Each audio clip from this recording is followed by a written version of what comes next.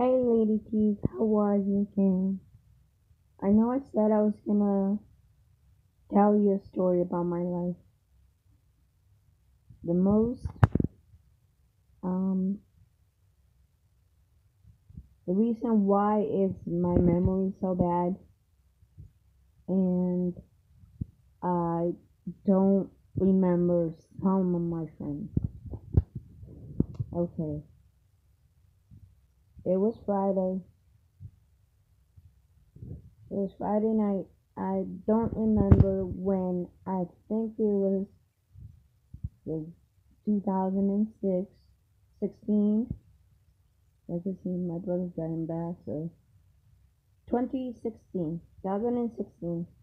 one night. It was full moon, gorgeous night.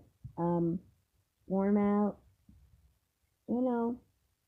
Uh, so me and my friends decided to go to the strip club. We had fun. I was just drinking soda and cranberry juice, and because I knew my friends were drinking, so I decided to stay sober just in case I had to drive. Everything was fine. They were drinking, not that much. But this is a little bit of a long story. Suddenly, I would say around 9 o'clock at night, if I'm correct. 9, we left from the club that we were. We got inside the car. So we all started um, talking. None of us wanted to leave. It was Friday. We were trying to decide where we were going to go next. So we all decided to go to the Balkan Lake. It is a beautiful lake. I haven't been there in a long, long time. We, my friend was driving going that way. Um, so we went to Balkan Lake, and this is a true story. I mean, it may get graphic a little bit. So if you do not want to hear my story, that's fine. Just click me off or don't listen. Well, we went to the Balkan Lake, and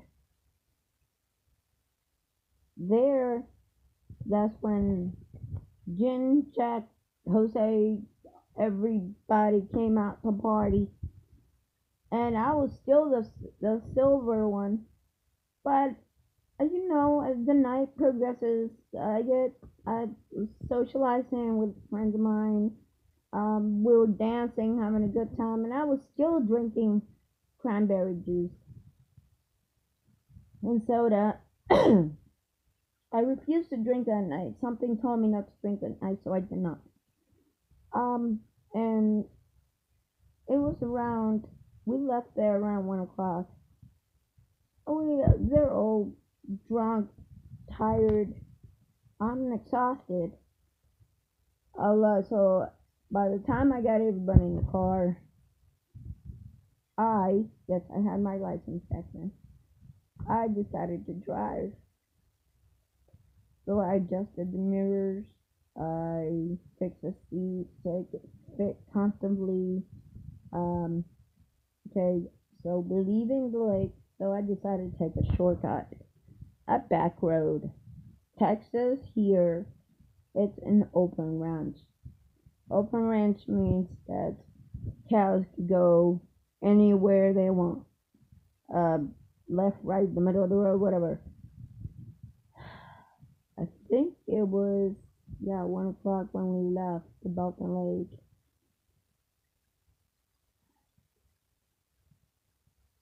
And after that, I tried to do my best to remember a little bit.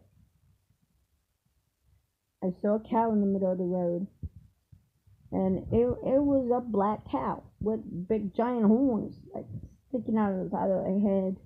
I was the I was going to ski limit. Nighttime around that back road, it is 25 miles an hour. Daytime is 40 miles an hour. But I think I was doing 25, a little bit lower. Okay. Suddenly, my friend, they were screaming. They were screaming. It was a red convertible. And I remember one of my friends sat, you know how the roof of the convertible goes down like that. My friend decided, as I was driving, he decided to stay right there. And that was very dangerous. So I should have never done it. I looked back. I knew it. I mean, the whole road was clear, so I could have looked back and tell him to sit down because you're gonna get me pulled over. Um, as I turned back around to look forward, the last thing I remember is the big black house. I go and swerved to the right. I hit a bunch of rocks. I swerved to the right trying to avoid it. I hit a bunch of rocks. My car flipped 4 times. 4 or 5? I think it's 4 or 5. Everybody out of the car got ejected. I was the only one that stayed in the vehicle I had my seatbelt on. And I was the only one that stayed in the vehicle. I was underneath the car. The last thing I remember, and this is a true story, it was all white, and suddenly somebody says, "It's not time to go yet."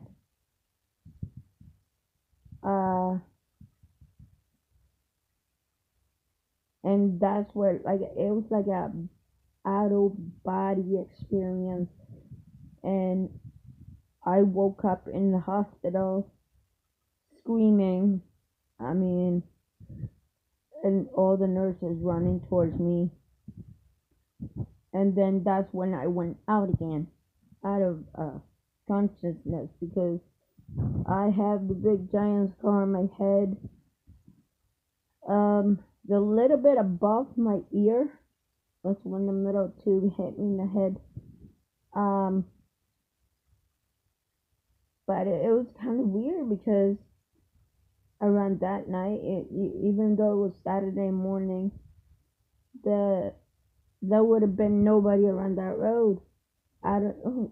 We don't know who found us, who found their bodies, or who found me.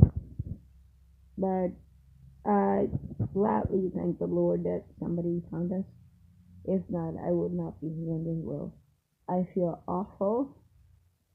It's a feeling that I cannot describe, that I took a couple of my friends' life. But thank God I got tested. They test my blood and everything, and they told that I was clean. I didn't have no alcohol, no drugs, no nothing. I don't do drugs anyway, but no nothing. I remember when I woke up in the hospital, my brother was there. I remember him with his wife.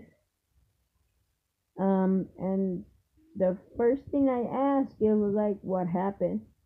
Because what happened? Then he told me what happened. And then I asked him, I was like, "Who are you?" And he goes like, "I'm your brother." I cannot. I lost my memory. I lost. I've forgotten that I had kids. I've forgotten that I had a mother. Um, and my boyfriend at the time, he only cared about the car. He didn't give a crap about me. And that's very, very sad, you know. But sorry, old news are old news. But I wanted to share this story with you out there for the next time that if you're in a party, don't drink and drive. Pass the key, like my friend said to me, even though they're not here with us anymore. And oh yeah, another thing is I've tried to look for the person that saved my life. I put that ad in Craigslist, I put that ad on Facebook, and I can never find that person. So if you live in Miracles, just leave me an amen on the comment section, because that was an amazing story. It's not. It's. I decided to put it on YouTube. I was thinking about it. I was like, I'm gonna put it on YouTube, and I've been writing down of what I remember, so I could also do that testimony to the church that I go to, because I do believe in miracles. I remember I always pass the key. Keep it safe out there. Thank you for listening. Leave me a comment, subscribe, and see you guys soon. Thank you. Bye.